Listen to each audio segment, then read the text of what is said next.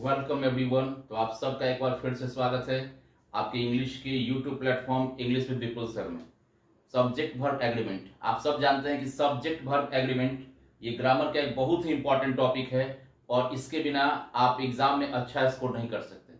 तो अगर आप 12th बिहार बोर्ड के स्टूडेंट हैं और आप 2027 में एग्जाम में अपीयर होने जा रहे हैं तो आपके लिए वीडियो है, इसको जरूर से देखें और बहुत ध्यान से देखिए, क्योंकि आज हम डिस्कस करने वाले हैं सब्जेक्ट वर्ब एग्रीमेंट, जिसे मैंने गोल्डन रूल्स का नाम दिया है, उसके काफी इंपॉर्टेंट रूल्स का। तो वीडियो में बने रहे अंत तक, क्योंकि हर रूल के साथ आपका ग्रामर होगा काफी स्ट्रॉन्ग और आपको एग्जाम में मिलेगा पक्का नंबर। तो अगर आप चाहते हैं श्योर शॉर्ट सक्सेस, आपको पक्का नंबर चाहिए, नॉलेज चाहिए, कॉन्सेप्ट और ट्रिक चाहिए, तो आप ये वीडियो जरूर से देखिए शुरू से अंत तक, स्किप मत कीजिएगा। तो चलिए बिना देर के शुरू करते हैं आज अपना सब्जेक्ट वर्ब एग्रीमेंट का एक शानदार सा सेशन। अगर आपने पीछे का वीडियो नहीं देखा है तो आप प्लेलिस्ट में जाइए, वहां जाके आप देख सकते हैं। और पिछले वीडियो तक में हमने रूल नंबर 30 तक इस टॉपिक का कंप्लीट किया था। आज बढ़ते हैं रूल नंबर 31 की तरफ। तो देखिए रूल नंबर 31 क्या है, ध्यान दीजिएगा, है ना। बहुत अच्छा रूल है, काफी इंपॉर्टेंट रूल है, आपके बोर्ड के एग्जाम से हिसाब से भी इंपॉर्टेंट है। ठीक है, क्या है देखिए, व्हेन टू सब्जेक्ट्स, क्या है, when two subjects are joined, क्या है, अगर दो सब्जेक्ट को आप ज्वाइन करते हैं, कितना, दो सब्जेक्ट को आप ज्वाइन करते हैं with the help of comma. ठीक है, क्या करते हैं, अगर दो सब्जेक्ट है, सपोज राम मोहन है या तुम और मैं है, हम या तुम है, जो भी है, तो अगर दो सब्जेक्ट को आप जोड़ने के लिए, उसको ज्वाइन करने के लिए आपने क्या यूज किया है, कॉमा का यूज किया है। तो वर्ब क्या होगा, तो क्रिया क्या हो गया ना, then use verb according to the, then use verb according to the first subject. देखिए रूल क्या, ध्यान समझिएगा, एक एक रूल बहुत इंपॉर्टेंट है। मान लो दो सब्जेक्ट है, सपोज मैंने बोला यहाँ पे यू है, कॉमा देखिए क्या है, आई। अब देखो यहाँ पे दो सब्जेक्ट है, एक सब्जेक्ट क्या है यू और एक सब्जेक्ट क्या है आई। अब जैसे ही मैंने बार बार अपने पिछले भी लेक्चर्स में आपको बताया है कि अगर सेंटेंस में मोर देन वन, सेंटेंस में क्या है, मोर देन वन सब्जेक्ट होता है, तो आप समझ लो कि आपको ये सबसे पहले चेक करना है कि जब एक से ज्यादा सब्जेक्ट है तो जुड़ा कैसे है। कभी एंड से जुड़ सकता है, कभी और से, कभी not only but also say, कभी अलोंग विद से। तो हर बार आप चेक करो, अगर सब्जेक्ट का नंबर एक से ज्यादा है तो आप चेक करो कि वो जुड़ा किससे है। अब यहाँ पे देखो दो है सब्जेक्ट, तो यहाँ पे हमने चेक किया किससे जुड़ा हुआ है, कॉमा से। तो मैंने क्या बोला है कि अगर दो सब्जेक्ट को ज्वाइन किया गया है, जोड़ा गया है with the help of comma, comma की सहायता से, देन यूज वर्ब, तो क्रिया का यूज करना है अकॉर्डिंग टू, के अनुसार, किसके अनुसार, फर्स्ट सब्जेक्ट जो पहले आएगा उसके अनुसार। तो देखिए जिनको भी, कई बच्चे बिहार बोर्ड बैकग्राउंड से हैं, बिहार बोर्ड का ही क्लास चल रही है, 10th में भी आपने भी, और क्या होता है कि इंग्लिश पढ़ते नहीं है, तो अगर इंग्लिश समझने में थोड़ा प्रॉब्लम होता है तो मैंने सफिशिएंट एक दो बार हिंदी ऑलरेडी बोल दिया है, तो आप ध्यान से समझिए, एक बार फिर से बोल रहा हूं। ऐसे बच्चों के लिए जिनको इंग्लिश समझने में थोड़ा मुश्किल है, तो यहाँ कॉन्सेप्ट से मतलब है कॉन्सेप्ट समझो, और कॉन्सेप्ट इंग्लिश, हिंदी, मगही, भोजपुरी जैसे आता वैसे समझो। तो क्या समझे कि अगर दो सब्जेक्ट है और उसको ज्वाइन किया गया, उसको जोड़ा गया कैसे, with the help of comma, comma की सहायता से, देन यूज वर्ब, तो क्रिया का प्रयोग करना है अकॉर्डिंग टू, के अनुसार, किसके अनुसार, फर्स्ट सब्जेक्ट। अब सपोज यही क्वेश्चन है, यू कॉमा आई है, ब्लैंक है, और ऑप्शन है गुड, सॉरी गुड फ्रेंड्स, और ऑप्शन में है इज आर एम। अब देखो यहाँ पे क्या है, सब्जेक्ट है दो, जुड़ा हुआ है कॉमा से, और यूज करना है वर्ब का। तो हम क्या बोले हैं कि अगर दो सब्जेक्ट कॉमा से जुड़ता है तो वर्ब का यूज पहले वाले के हिसाब से। तो पहले क्या है यहाँ पे यू, तो यू क्या है, प्लूरल। आप सब पीछे रूल पढ़ चुके हैं कि यू के साथ वर्ब हमेशा क्या होता है, प्लूरल होता है। तो इसमें प्लूरल कौन है, आपका आर है, तो क्या हो जाएगा, you comma I R good friends. Clear हो गया। सपोज यही क्वेश्चन रहता है, Ram comma Mohan blank coming today, option option यहाँ पे है इज आर। अब देखो यहाँ पे कैसे बच्चा फंसता हो समझिए। अच्छा सब्जेक्ट दो है, एक राम, तो राम क्या है, नाउन है, मोहन भी क्या है ना, ये दोनों क्या अपना सब्जेक्ट है। अब कुछ लोग क्या सोचते हैं कि अरे इसमें तो दो दो सब्जेक्ट है ना, दोनों क्या है नाउन। अब पीछे आपने पढ़ा था कि अगर दो नाउन को जोड़ते हैं एंड से तो वह प्लूरल होता है। अब जो लोग शॉर्टकट याद कर तो क्या करते हैं, अरे दो नाउन है तो वह प्लूरल भर दो। ऐसा नहीं, देखिए नाउन एक से ज्यादा है, मतलब सब्जेक्ट एक से ज्यादा है, तो मैंने क्या बोला है बार बार कि सब्जेक्ट अगर एक से ज्यादा रहे तो आप क्या करेंगे, आप चेक करेंगे कि जुड़ा किससे है। तो यहाँ किससे जुड़ा है, कॉमा से। जब आप रूल पढ़ रहे हैं आज तो आपको याद रहेगा, कॉन्सेप्ट में रहेगा कि अगर दो को जोड़ते हैं कॉमा से तो वर्ब का यूज पहले वाले के हिसाब से, पहले क्या है राम, तो राम के हिसाब से क्या हो जाएगा इज। तो आई होप कि रूल नंबर 31 आपको क्लियर हो गया होगा, है ना। बढ़ते हैं अपने रूल नंबर 32 की तरफ। और बहुत ध्यान से साथ साथ पेपर पेन लेके बैठे, नोट करते जा, रूल्स को टाले मत कि कल करेंगे परसों करेंगे।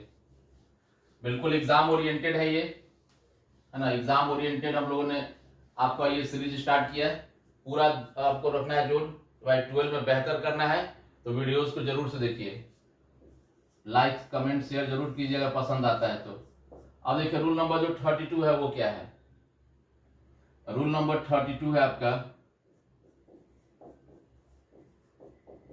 कि फॉलोइंग वर्ड्स क्या है, following words are plural in nature. देखिए अभी मैं नीचे कुछ वर्ड्स बताने वाला हूं जो क्या है, प्लूरल इन नेचर है, ठीक है। सो यूज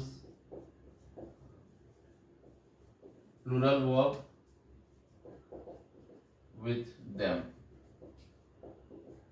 जब ये शब्द प्लूरल हैं तो इनके साथ वर्ब भी क्या होगा, प्लूरल। अब कौन कौन से वो देख लेते हैं। देखिए जो इंपॉर्टेंट है, जो एग्जाम के हिसाब से इंपॉर्टेंट है, जैसा है पुलिस, चिल्ड्रन, कैटल,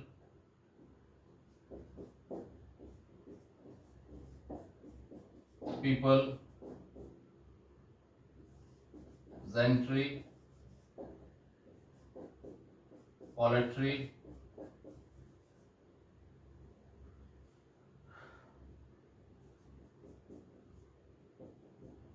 फोक। तो वर्ड्स तो बहुत सारे हैं बट ये आपके इंपॉर्टेंट वर्ड है 12th बोर्ड के अकॉर्डिंगली, उसके हिसाब से इंपॉर्टेंट एग्जाम है ना, क्वेश्चन है। अब देखो पुलिस तो आप जानते हो, चिल्ड्रन बच्चे, कैटल मतलब क्या होता है, मवेशी, क्या होता है मवेशी जानवर। पीपल जानते हो लोग, जेंट्री देखो संभ्रांत लोग, जो सज्जन पुरुष होता है ना संभ्रांत लोग। पोल्ट्री जानते हो, जैसे हम लोग नॉर्मली बात तो मुर्गी पालन को बोलते हैं, जो जानवर आप बत्तख का कोई रखता है ना, व्यवसाय के हिसाब से मुर्गी पालन करता है, पोल्ट्री फार्म बोलते हैं, वही आपका है ये। और फोक मतलब क्या होता है लोग, पीपल फोक एक ही। अब देखो यहाँ पे कुछ एग्जाम्पल, मतलब रूल क्या समझे कि मैंने कुछ इंपॉर्टेंट 7 वर्ड्स लिखा है और ये 7 वर्ड्स सब के सब नेचर में क्या है, प्लूरल है। और याद रखना है कि इन वर्ड्स के साथ अगर एज ए सब्जेक्ट यूज हो रहा है तो इन वर्ड्स के साथ जो वर्ब होगा वो भी क्या होगा, प्लूरल होगा, ठीक है। अब एग्जाम्पल देखिए, the children blank to play, कुछ भी लिख दो, फुटबॉल, क्रिकेट, व्हाटएवर जो भी एग्जाम्पल है। अब मैंने यहां पे बोल दिया क्या कि लाइक और लाइक्स, है ना। अब देखिए क्या है, सब्जेक्ट द चिल्ड्रन है और वर्ब यूज करना है, तो आप सब जानते हैं कि वर्ब का यूज किसके हिसाब से, सब्जेक्ट के हिसाब से। तो द चिल्ड्रन है प्लूरल, देखिए लिखा ना चिल्ड्रन और प्लूरल है, तो दोनों में वर्ब प्लूरल कौन है, देखिए ये है V1, ये है V5, लाइक है V1, तो V1 हमेशा क्या होता है प्लूरल और V5 हमेशा क्या होता है सिमिलर। तो जैसा सब्जेक्ट वैसा भी प्लूरल है तो वह भी प्लूरल, यहाँ क्या हो जाएगा, the children like to play football. अभी सपोज जैसे है, एक और एग्जांपल देखें, the cattle blank grazing in the field. अब ऑप्शन में क्या है, इज आर। अब हमको वर्ब का यूज करना है, तो वर्ब का यूज जब करना है तो किसके हिसाब से, सब्जेक्ट। तो सब क्या है, कैटल, कैटल मींस मवेशी जानवर। और जब आप इस लिस्ट को अच्छे से पढ़ लेंगे याद रहेगा। देखिए कैटल वर्ड क्या है, प्लूरल इन नेचर, तो अगर ये प्लूरल है तो वर्ब भी क्या होगा, प्लूरल। तो इज और आर प्लूरल क्या है? आर है।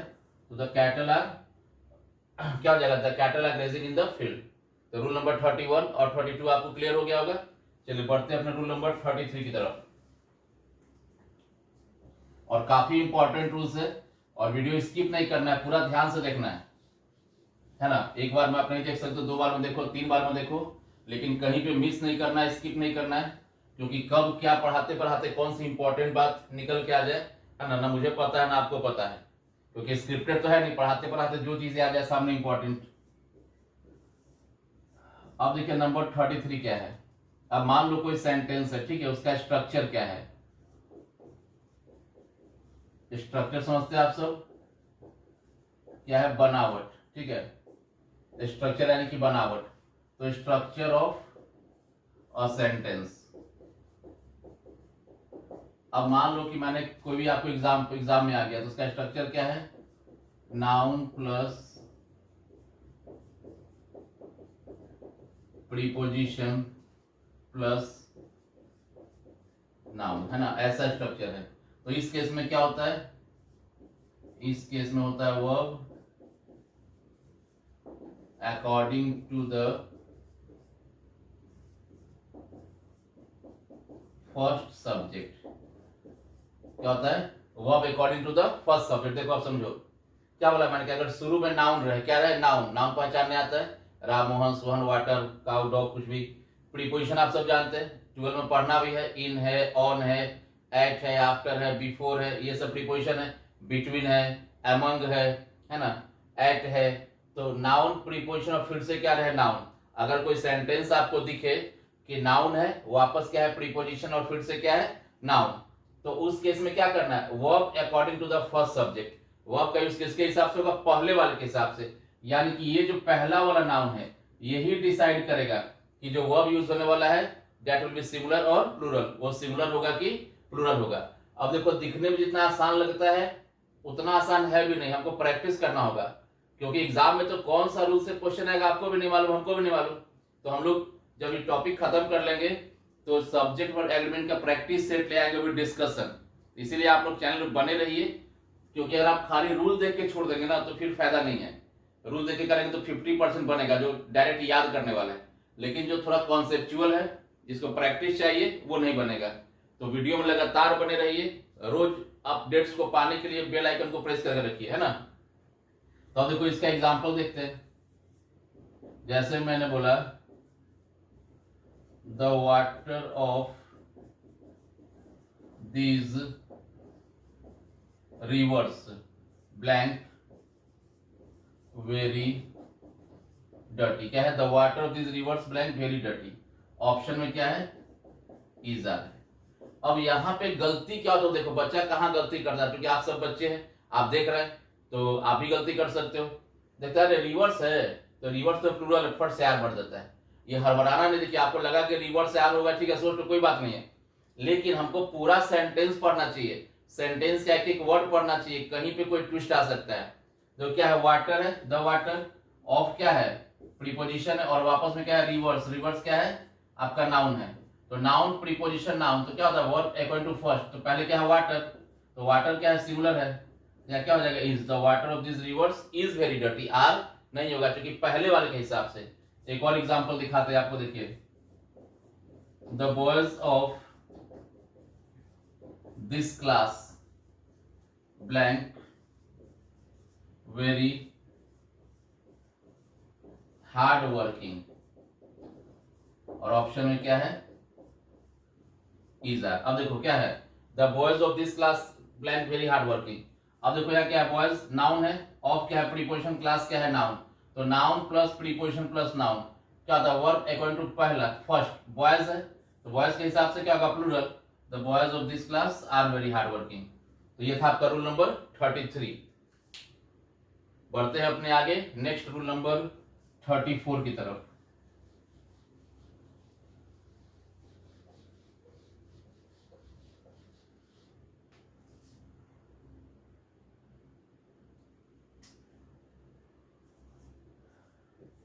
अब देखिए रूल नंबर 34 क्या है, इसी पैटर्न पे है।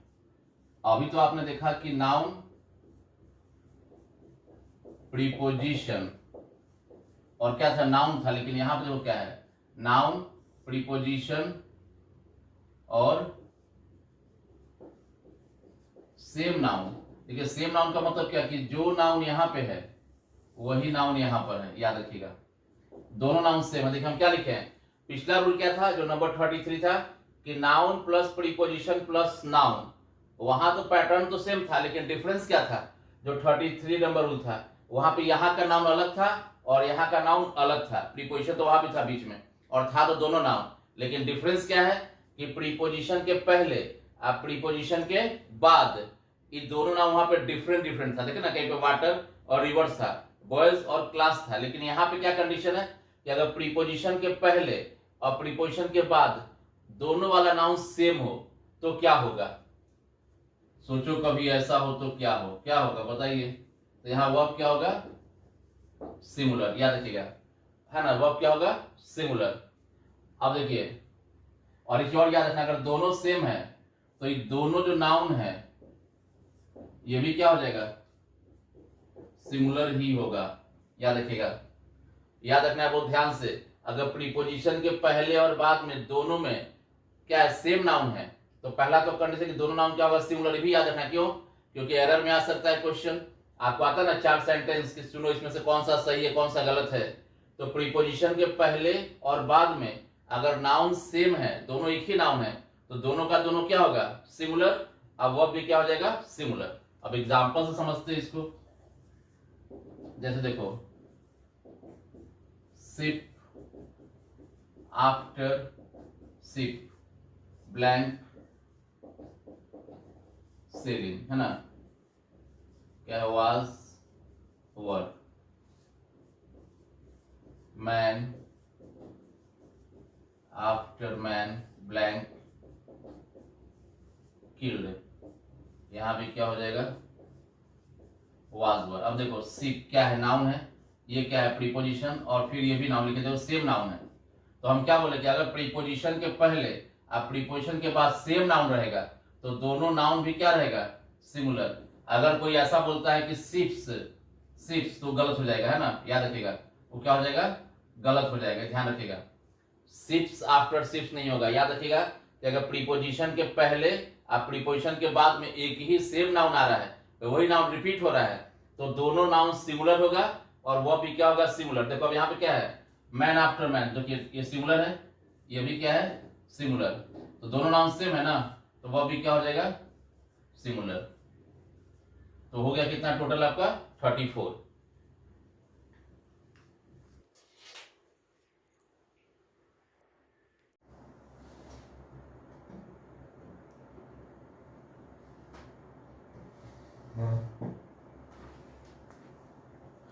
तो 34 तक रूल क्लियर हो गया था। अब बढ़ते हैं अपने रूल नंबर 35 की तरफ। देखिए 35 ऑलरेडी पहले से लिखा हुआ है ताकि थोड़ा सा टाइम कम लगे। क्या, if there is any type of calculation, क्या है, अगर सेंटेंस में आपको क्या दिखे, किसी भी तरह का कैलकुलेशन, मतलब प्लस, एडिशन है, सब्सट्रैक्शन है, मल्टीप्लिकेशन है, डिवीजन है, कुछ भी, जोड़ घटा गुना भाग कोई भी दिखे, बोलते हैं ना कैलकुलेशन, गणना, तो अगर सेंटेंस में आपको क्या हो, किसी भी टाइप का क्या दिखे, कैलकुलेशन दिखे, जोड़ घटा गुना भाग कुछ भी दिखे, then we can use any form of verb. तो आप वर्ब का, क्रिया का कोई भी रूप यूज कर सकते हो। मतलब क्या समझे कि अगर कोई सेंटेंस है, जैसे यहाँ सेंटेंस में लिखा है 3 times 2, मतलब क्या हुआ कि 3 दूनी कितना होता है, 6 होता है, 2 + 2, 2 और 2 4 होता है, कैलकुलेशन है। तो एक बात सीधा समझ लो कि अगर सेंटेंस में आपको किसी तरह का कैलकुलेशन दिख रहा है, क्या दिख रहा है, कैलकुलेशन, मतलब जोड़ घटा गुना भाग कुछ भी दिख रहा है, तो आप वर्ब का कोई भी फॉर्म, है ना, वर्ब का क्या कर सकते हैं, वर्ब का कोई भी फॉर्म आप यूज कर सकते हैं, है ना। याद रखना है कि वर्ब का आप कोई भी फॉर्म यूज कर सकते हो। कोई फॉर्म से मतलब सिंगुलर या प्लूरल, यानी एक शॉर्ट में कैसे रूल को पढ़ो या मत पढ़ो बात बराबर है, लेकिन जानना इसलिए है ताकि एग्जाम में कोई दिमाग में कंफ्यूजन न हो। हाँ, अगर शुरू से इसके पहले कुछ और दिया है और वहां पे इसको सिंगुलर माना हुआ, तो यहाँ भी सिंगुलर मान लीजिएगा। शुरू में कुछ और दिया, वहां माना है प्लूरल, तो आपको प्लूरल ही मानना पड़ेगा। लेकिन अगर डायरेक्ट यही सेंटेंस है जहां पे आपको अपनी मर्जी का चुनना है, तो आप चाहो तो यहाँ पे इज भी लिख सकते हो, क्या लिख सकते हो, आर। यहाँ भी आप चाहो तो इज और are, it depends on you कि आपको क्या करना है। तो क्लियर हो गया रूल नंबर 35 कि अगर सेंटेंस में किसी तरह का कैलकुलेशन है, जोड़ घटा गुना भाग कुछ भी दिख रहा है, तो आप सेंटेंस से वर्ड का कोई सा भी फॉर्म यूज कर सकते हो। कोई सा फॉर्म का मतलब देखिए एनी फॉर्म, इसका मतलब क्या हुआ कि सिंगुलर या प्लूरल कोई भी आप यूज कर सकते हो। ठीक है, बढ़ते हैं रूल नंबर 36 की तरफ। और देखिए बहुत इंपॉर्टेंट टॉपिक है, आगे के एग्जाम से भी काम देगा और एग्जाम ओरिएंटेड है। 12th बच्चे एकदम ध्यान से देखिए, आप पूरा दोस्तों के साथ शेयर कीजिए। अगर आपको समझ में आता है तो अपने दोस्तों को भी बेनिफिट दीजिए, उनको शेयर कीजिए। जितना ज्यादा बच्चा जुड़ेगा चैनल से, आप लोगों के प्यार से कल को यहाँ कुछ चेंज आ जाए, है ना, ये कुछ बदल जाए, तो सब ये सब आप लोग का प्यार संभव है। तो थोड़ा सपोर्ट कीजिए आप सारे बच्चे। अब देखिए यहाँ पे क्या है, कैलकुलेशन का हो गया। अब देखते हैं रूल नंबर 36। देखिए 36 में क्या है, अभी 36 में हम लोग देख लेते हैं। कैलकुलेशन आपका हो गया। अब देखिए कुछ क्या होता है कि पेयर वर्ड्स है ना, there are some pair words. देखिए पेयर वर्ड्स का मतलब क्या होता है, जोड़ा वाला सा। देखिए पेयर मतलब एक पेयर, दो पेयर, तीन पेयर, तो पेयर का मतलब है जोड़ा। तो कुछ ऐसे नाउन है जो हमेशा पेयर में आते हैं ना, देयर सम पेयर वर्ड्स जो कि अपना नाउन रहता है। लाइक जैसे मान लो कि आपका क्या है, शूज, क्या है, जूता है ना। आपका स्पेक्ट्स, आपका नहीं, मेरा स्पेक्ट, मेरा चश्मा है ना, स्पेक्ट्स है। ग्लव्स है। टॉम्स, देखिए टॉम्स का मतलब चिमटा, याद रखिएगा। ये जो मैंने लिखा है यहाँ पे टॉम्स, ये टॉम्स का मतलब क्या है, चिमटा। ग्लव्स आती है दस्ताना। स्पेक्ट जो मेरे सिर के ऊपर दिख रहा है आपको चश्मा। शूज जाती है जूता। सॉक्स जैसे मोजा। फिर आपका ट्राउजर्स है ना, ट्राउजर होता है पैजामा, ट्राउजर्स है। सीजर्स जो कैंची आप बोलते हो। तो कहने का मतलब ऐसा बहुत सारा वर्ड है, आइडिया लगा लो, है ना। मोजा हो सकता है, मोजा है, जूता है, स्लीपर चप्पल है, आपका ये दस्ताना हो गया दोनों हाथ का, टॉम हो गया जिसको चिमटा कहते हैं, सीजर, कैंची। तो ये सब क्या हमेशा सिंगल कभी नहीं आ सकता है। जैसे कैंची है तो क्या कभी सिंगल आएगा, कभी नहीं आएगा। टॉम, चिमटा, देखिए चिमटा ऐसा रोटी वोटी पकड़ने के लिए होता है काम, तो चिमटा कभी सिंगल आएगा, कभी नहीं आएगा सिंगल। जूता कभी सिंगल आएगा, कभी नहीं आएगा। स्पेक्ट चश्मा, अब एक आंख का चश्मा थोड़ी रहेगा दोनों आंख का रहेगा। ग्लव्स जब आएगा तो पेयर में आएगा, सिंगल हाथ में कोई यूज नहीं है। तो जो चीज हमेशा पेयर में आता है उसकी बात कर रहे हैं। तो there are some pair words like so and so, जो भी लिखा हुआ है, ये शूज है, स्पेक्ट्स है, ग्लव्स है, टॉम्स है, ट्राउजर्स, सीजर्स है ना। अब देखिए इसमें क्या है, सच सब्जेक्ट्स, अगर ये सब्जेक्ट है आपका, सच सब्जेक्ट्स टेक, जो सब्जेक्ट को क्या लेते हैं, टेक प्लूरल वर्ब, इनके साथ प्लूरल वर्ब लगता है। लेकिन एक बात नोट रखिएगा, इफ अ पेयर ऑफ, की क्या है, इफ अ पेयर ऑफ, है ना, अगर अ pair of is used with such subjects, then use similar verb। अब देखो थोड़ा ध्यान समझो, बड़ा इंपॉर्टेंट और अच्छा रूल है। हमने क्या बोला कि कुछ ऐसे नाउन है या सिंपल भाषा में कुछ ऐसे सब्जेक्ट है हमारे लिए जो कि हमेशा पेयर, हमेशा जोड़ा में आता है। जैसे मैंने कुछ एग्जांपल दिया, जूता हमेशा दोनों पैर का बनता है, सॉक्स, मोजा दोनों पैर में आता है, एस्पेक्ट चश्मा दोनों हाथ का आता है, ग्लव्स दोनों हाथ का आता है, चिमटा, है ना, देखिए इस तरह का रहता है। अगर एक हटा दे तो कभी अकेला होगा, कभी अकेला नहीं होगा। ट्राउजर दोनों पैर में आता है, पैजामा। सीजर, कैंची, अब कैंची है, एक हटा दो तो कभी कैंची नहीं ना रहेगा वो तो जिनका एग्जिस्टेंस सिंगल रूप में नामुमकिन है, पेयर वर्ड वही है।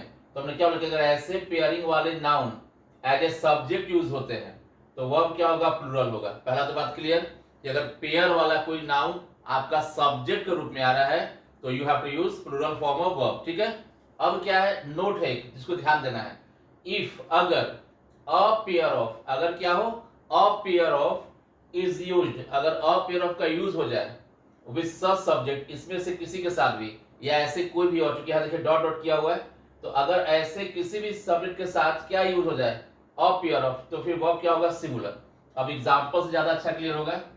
देखिए अब अगर मैंने बोला my shoes blank very costly. Option में क्या है, इज आर। और इसी बात को किसी ने बोला अ पेयर ऑफ शूज, क्या बोला, a pair of shoes gap presented to me. और ऑप्शन क्या है यहाँ पे, इज आर। अब देखो समझो डिफरेंस सीधा, ये एग्जांपल फर्स्ट है, ये एग्जांपल सेकंड है। क्या लिखा हुआ है कि my shoes blank very costly, नीचे क्या है, अ पेयर ऑफ शूज। देखो यहां भी शूज है और यहां भी शूज है। अब क्या देखिए, शूज है तो पेयर वाला वर्ड है। अभी नहीं कि देखा कि पेयर है तो आप फट से इसको क्या किया, प्लूरल, ऐसा नहीं। अगर शूज डायरेक्टली आया हुआ है, क्या लिखे थे, ऐसे सब्जेक्ट के साथ वर्ब प्लूरल होता है। लेकिन अगर इसके पहले क्या लग गया है, अ पेयर ऑफ, तो क्या होगा, वर्ब सिंगुलर। तो यहाँ पे होगा आर और यहाँ पे क्या हो जाएगा, इज। जैसे मैंने बोला कि माई ग्लव्स, तो आर होगा, माई ग्लव्स आर। और अगर बोला अ पेयर ऑफ ग्लव्स तो इज हो जाएगा। क्लियर हो गया। मैंने बोला माई एस्पेक्ट्स, तो माई एस्पेक्ट्स आर या वर, जो भी प्लूरल फॉर्म है। मैंने बोला अ पेयर ऑफ एस्पेक्ट्स, तो verb singular, a pair of aspects is हो जाएगा या वाज हो जाएगा या हैज, जो भी डिपेंड करेगा। मतलब क्या समझे कि अगर ये डायरेक्ट यूज हो रहा है तो आपको यूज क्या करना है, प्लूरल, आर हो, वर हो, हैव हो, व्हाटएवर जो भी नीड है। लेकिन अगर ऐसे नाउन के पहले जो पेयर में आते हैं, इनके पहले क्या लग गया, अ पेयर ऑफ, तो वर्ब क्या हो जाएगा, फिर वहां पे सिंगुलर हो जाएगा। इसको ध्यान रखना है, जैसे कि मैंने यहाँ पे एग्जांपल्स बताया। तो 35, 36 क्लियर हो गया।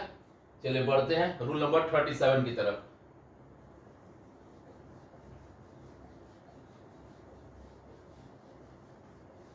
और एकदम ध्यान से देखिए, एग्जांपल्स को देखिए और घबराना नहीं है, टाइम टू टाइम रिवाइज करते रहिए। और हम लोग इस सब का प्रैक्टिस सेट भी लेके आएंगे, को पढ़ा ले उसके बाद।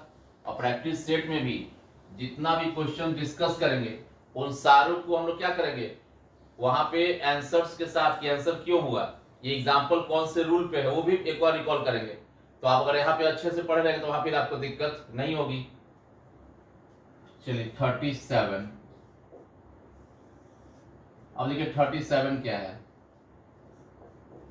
ये है कि the form of the following never changes.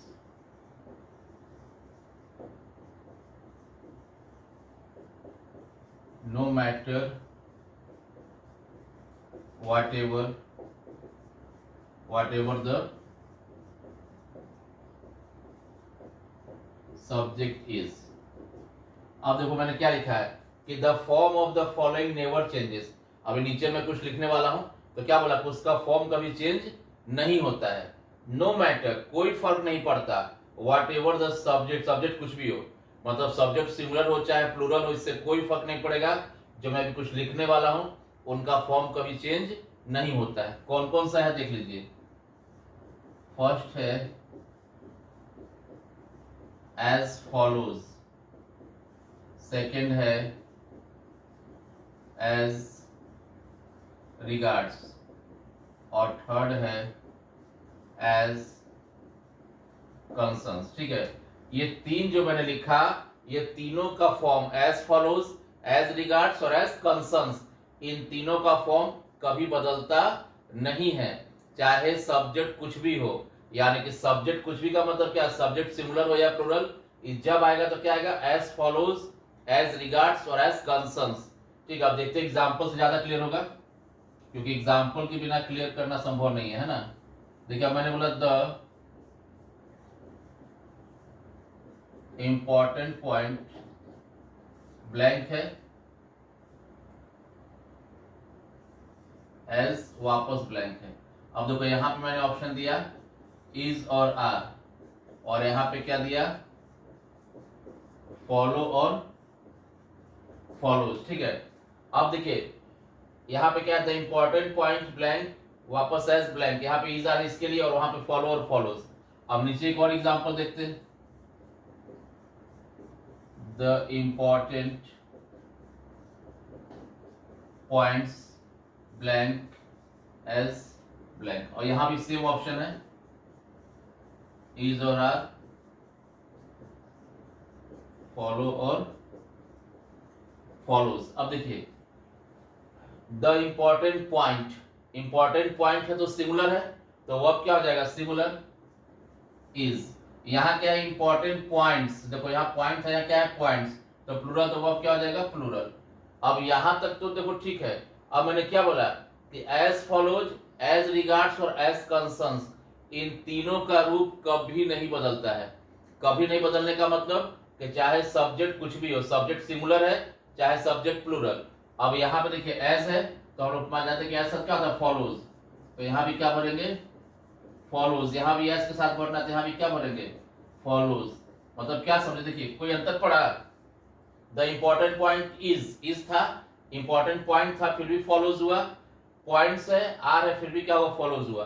तो रूल एकदम सीधा साधा सिंपल सा है कि अगर सब्जेक्ट सिंगुलर हो या सब्जेक्ट प्लूरल, जैसे कि आप देख पा रहे हैं पॉइंट और पॉइंट्स, तो सब्जेक्ट कुछ भी हो इससे कोई फर्क नहीं पड़ता है ना। यहाँ पे इसका फॉर्म नहीं बदलेगा। पॉइंट था तो इस हुआ, पॉइंट से तो आर हुआ, लेकिन यहाँ पे क्या हुआ, एज फॉलोज ही रहेगा दोनों में, या एज रिगार्ड्स या फिर एज कंसर्न्स। तो दिस वाज रूल नंबर 37। अब बढ़ते हैं रूल नंबर आपका जो 38 है उसकी तरफ, है ना। रूल नंबर 38 की तरफ बढ़ते हैं, देखते हैं 38 रूल नंबर में क्या है। और काफी इंपॉर्टेंट रूल्स है, सारे एग्जाम ओरिएंटेड है, और इससे टॉपिक से अच्छा क्वेश्चन एग्जाम में पूछता है। तो बहुत ध्यान से आपको समझना है, बहुत ध्यान से पढ़ना है, ताकि कहीं कोई इश्यू आपको ना आए, है ना। नहीं तो थोड़ा सा फिर लापरवाही, वहां पे फिर आपका अगर 2-3 नंबर भी कट जाता है ग्रामर की वजह से, तो आप पीछे हो जाते हैं। और एग्जाम में आप जानते हैं कि 1 मार्क्स का बड़ा इंपॉर्टेंट है। अब देखिए 38 नंबर क्या है। 38 में है पैरेलल स्ट्रक्चर वर्ड्स। क्या है, पैरेलल स्ट्रक्चर वर्ड्स। क्या है, पैरेलल स्ट्रक्चर वर्ड्स, है ना। इनके साथ parallel structure words take singular verb. अब देखो पैरेलल स्ट्रक्चर वर्ड्स क्या है, इसका क्या मतलब है। जैसे आप बोलते हैं ना भाई बहन, चावल दाल, भात दाल, ऐसे करके वही चीज इंग्लिश में है। तो जैसे मैं बताता हूँ कुछ एग्जांपल्स जो एग्जाम के लिए ओरिएंटेड है, एग्जाम ओरिएंटेड। जैसे राइस एंड करी। क्या है, राइस एंड करी। Bread and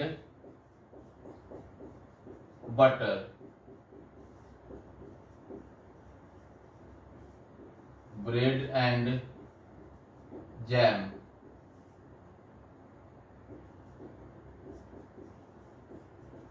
truth and honesty,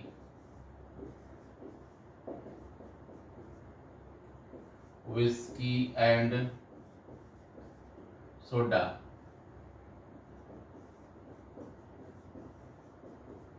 horse and carriage,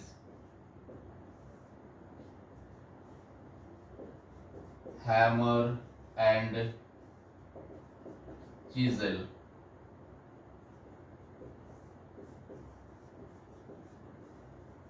crown and glory, है ना। मतलब कहने का सेंस कि मैंने कुछ एग्जांपल आपको दिया है, जैसे राइस एंड करी, मतलब ना चावल दाल, भात दाल, ब्रेड बटर जानते, bread jam, truth and honesty, सच्चाई और ईमानदारी, विस्की सोडा जानवे करते हैं। हॉर्स एंड कैरेज, टमटम गाड़ी होता है ना, घोड़ा और गाड़ी टमटम। हैमर मतलब क्या था, हथौड़ी, और चीज होता है छेनी, होता है ना हथौड़ी और छेनी, वही। क्राउन ग्लोरी, मुकुट और शान जो मुकुट होता है। तो ये ऐसे कुछ पैरेलल स्ट्रक्चर वर्ड्स है। तो इन पैरेलल स्ट्रक्चर वर्ड के साथ हमेशा वर्ब क्या होता है, सिंगुलर। याद रखिएगा क्या होता है, सिंगुलर। लेकिन इसमें एक बहुत ही इंपॉर्टेंट नोट, एक्सेप्शन है। इंपॉर्टेंट क्या है, एक्सेप्शन है। वो क्या है,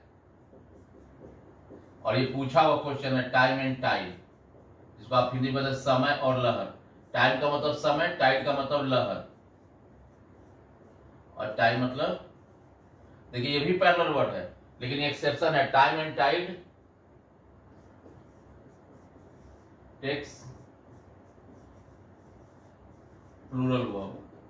ठीक है। अब यहां पे देखो ये सब जो है कि यूनिट के रूप में है, एक अलग अलग नहीं है। राइस करी का बात हम एक साथ कर रहे हैं, ब्रेड जैम का बात हम एक साथ कर रहे हैं, तो ये सब एक यूनिट के रूप में, लेकिन यहाँ पे दोनों अलग है। टाइम और टाइड देखिए अलग अलग बोल रहा है कि समय और लहर, तो टाइम और टाइड दोनों अलग अलग 2 यूनिट के रूप में, इसीलिए यहाँ पे हम लोग इसमें प्लूरल यूज करते हैं। और यहाँ जो भी है देखो, विस्की सोडा, सच्चाई, ईमानदारी, bread butter, bread jam, rice करी, हॉर्स और carriage, hammer and chisel, crown glory, whisky and soda, ये सब एक यूनिट के रूप में, इसीलिए यहाँ पे क्या होता है सिमिलर, याद रखिएगा।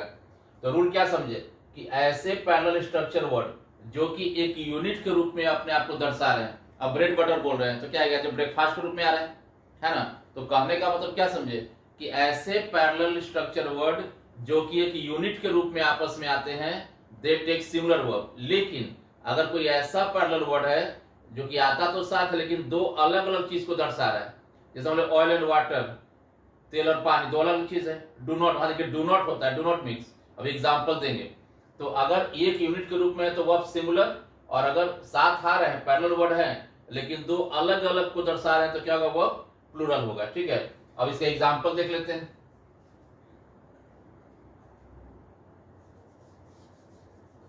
चलिए थोड़ा ऊपर में इरेज कर लेते हैं।